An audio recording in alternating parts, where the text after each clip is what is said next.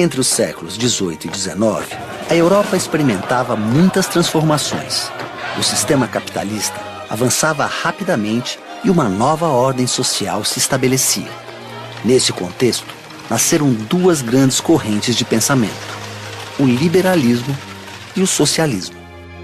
Enquanto o liberalismo buscou consolidar as relações no capitalismo, o socialismo nasceu como uma resposta a seus desequilíbrios, principalmente o crescimento da pobreza e o desemprego, e propôs outra forma de organizar a sociedade. Muitos filósofos e economistas alimentaram as ideias liberais e socialistas ao longo dos anos. Adam Smith e Karl Marx foram seus principais expoentes. Adam Smith nasceu na Escócia em 1723. Filho único de um fiscal da alfândega, aos 16 anos já estudava filosofia na universidade. Mais tarde, tornou-se professor de lógica e filosofia na Universidade de Glasgow. As ideias de Adam Smith atacavam a política econômica dos reis e o regime feudal que ainda existia em algumas regiões da Europa. Logo, os burgueses se identificaram com suas teorias, que foram de grande importância para o desenvolvimento do capitalismo nos séculos XIX e XX. Adam Smith é considerado o pai da economia moderna, e sua principal obra é A Riqueza das Nações, escrita em 5 volumes. Karl Marx nasceu em 1818 na Alemanha. Filho de um advogado da classe média, chegou a estudar direito, mas logo se voltou para a filosofia. Suas teorias são uma crítica radical ao capitalismo e foram além dos livros e das universidades. Ativista do movimento operário, Marx também propôs mudanças concretas na sociedade, como o fim da propriedade privada e das classes. Sua principal obra, O Capital, tornou-se referência mundial e influenciou movimentos políticos de esquerda ao longo das décadas seguintes. Adam Smith e Karl Marx não foram contemporâneos. Marx nasceu 28 anos após a morte de Smith. Mas se esses grandes pensadores pudessem viajar no tempo e se encontrassem, certamente teriam muito a dizer um ao outro. Os dados estão armazenados. O encontro do século.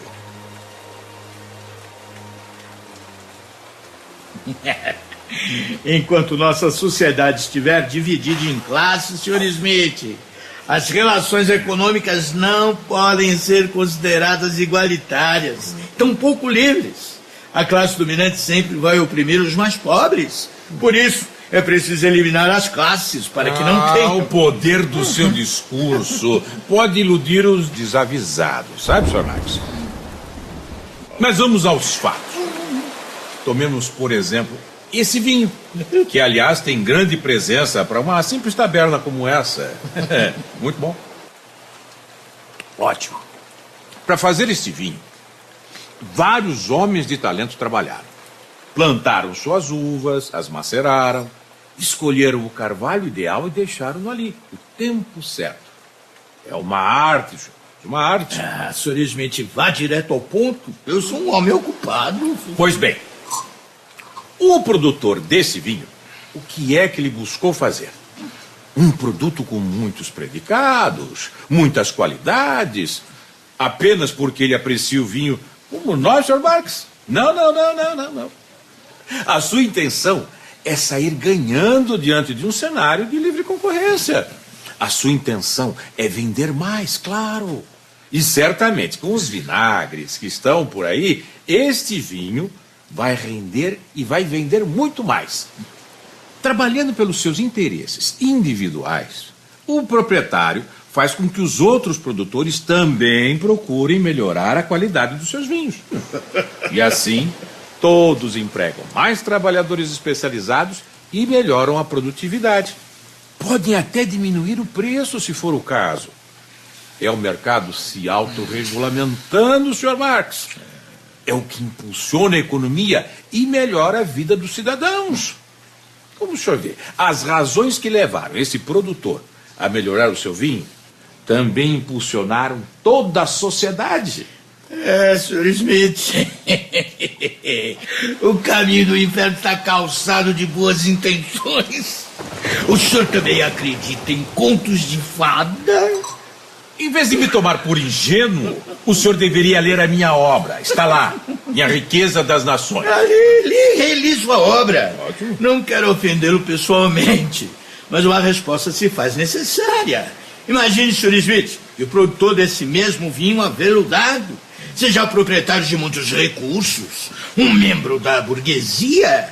Ele é um grande produtor, compra as melhores terras, contrata os profissionais mais destacados na arte do vinho, escolhe as melhores feiras para colocar seu produto. Afinal, ele pode pagar mais. O que vai acontecer com os médios e pequenos produtores? Eles irão à falência. Para esses produtores, a situação será difícil, para não dizer impossível. Mas para os trabalhadores que ele empregava, será pior ainda, porque eles estarão sem emprego, na miséria. Como o senhor vê, não haverá igualdade nas trocas enquanto existirem classes. Sr. Marx, tudo indica que este vinho, um bálsamo para as nossas gargantas secas, está lhe provocando desvario, sabe? E se não houvesse livre concorrência? E se todos os produtores contassem com os mesmos recursos e condições de produção iguais, como o senhor defende? Acha mesmo que estaríamos diante de um vinho tão bom? A livre concorrência é boa para todos. Sem interferência do Estado, a tendência é que o mercado encontre um equilíbrio natural, com a máxima produtividade, preço justo e melhor qualidade. Como se uma mão invisível acomodasse a economia e os problemas da sociedade. A mão invisível do mercado, Sr. Smith, na prática, rouba os mais pobres. De que adianta aumentar a produtividade se quem ganha é um só? Se quem fica com os lucros é só o dono do capital. De um lado, temos os proprietários acumulando mais capital e renda. De outro, o aumento da pobreza e da miséria. Liberdade é também igualdade econômica. Como o senhor ousa falar em liberdade se não reconhece o direito dos cidadãos de terem propriedades? Se vai contra a liberdade individual prevista e garantida pelas leis.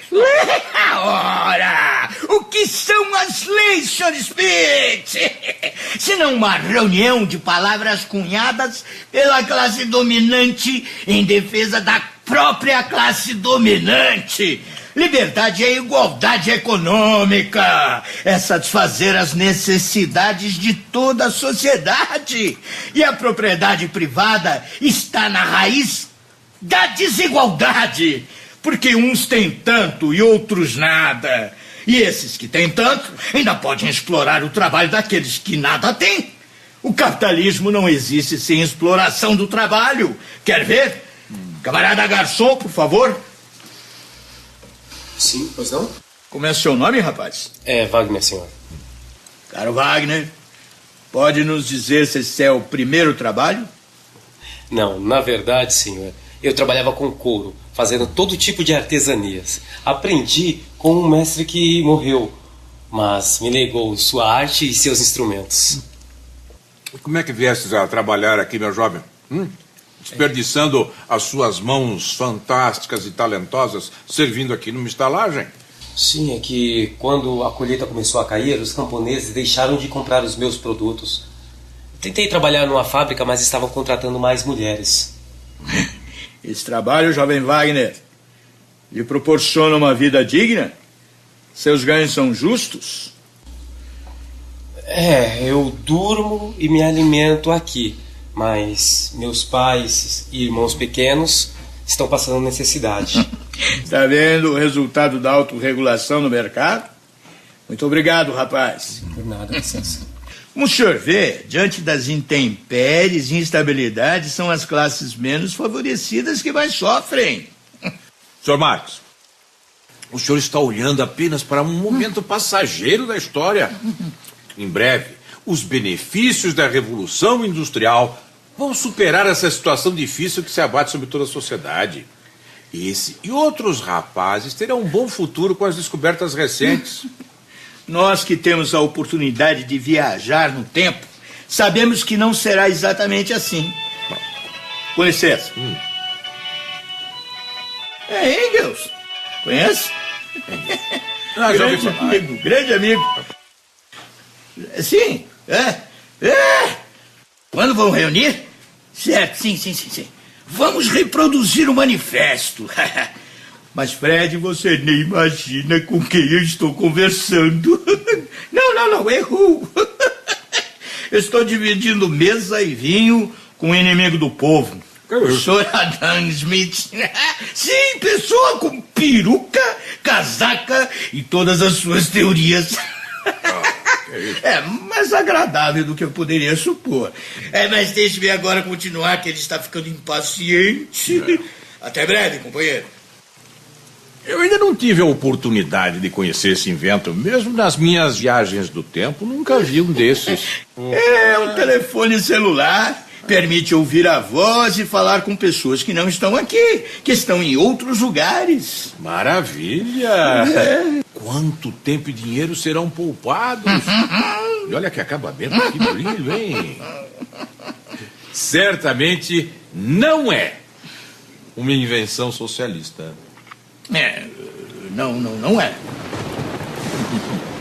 Sr. Marcos, observando o que aconteceu na União Soviética, poderíamos afirmar que o socialismo é uma utopia. A livre iniciativa foi sufocada. Isso levou à baixa produtividade da indústria e a um desenvolvimento pífio das forças produtivas. Um produto como esse realmente não poderia ser criado e fabricado num país socialista. O senhor bem sabe que a Revolução Russa transformou um Estado monárquico e semifeudal em uma potência industrial do século XX. Negar o desenvolvimento científico e industrial que a União Soviética teve é um erro histórico. Uma potência industrial? Tenha coragem de desvendar os próprios olhos, Sr. Marx. A economia russa não está entre as maiores do mundo. Além disso, esse processo de industrialização foi acompanhado de uma constante exploração dos trabalhadores que realizavam jornadas de trabalho de até 16 horas. Mas o mais grave, em nome de supostas conquistas sociais, a democracia foi atingida mortalmente. A União Soviética viveu isso. Infelizmente, vejo que esses acontecimentos ficaram inscritos na história do socialismo, Sr. Smith. Os erros cometidos por Stalin e outros líderes que deturparam minhas ideias e de outros companheiros não podem ser repetidos. Se eu estivesse lá, talvez tudo tivesse sido diferente. Não, Sr. Marx. É uma utopia mudar a natureza humana. Se o senhor estivesse lá, o que poderia fazer? Porque as suas ideias negam a natureza humana, que é individualista. Por outro lado, Sr. Smith, em países que adotaram as suas ideias em nome da bandeira do livre comércio, os mais ricos se tornaram ainda mais ricos e os mais pobres miseráveis. Eles também favoreceram ditaduras em outros países, estiveram por detrás de vários regimes totalitaristas, financiando golpes e conflitos. Por isso eu lhe digo, democracia e liberdade são letras mortas no capitalismo. Sr. Marx, essa conversa poderia durar séculos ainda. O fato é que nem o senhor e tampouco eu estamos satisfeitos com os caminhos que as nossas teorias tomaram na prática. Sr. Smith, nisso estamos de acordo. Como digo, o que importa não é interpretar o mundo, mas transformá-lo. E parece que ainda não conseguimos. Pois é, como dizem neste tempo, chegou a hora. Nas minhas viagens pelo tempo eu consegui conhecer este invento. Dizem que é de um brasileiro. Brasileiro? Santos Dumont, um aviador muito útil. Por favor, a conta. Ele paga.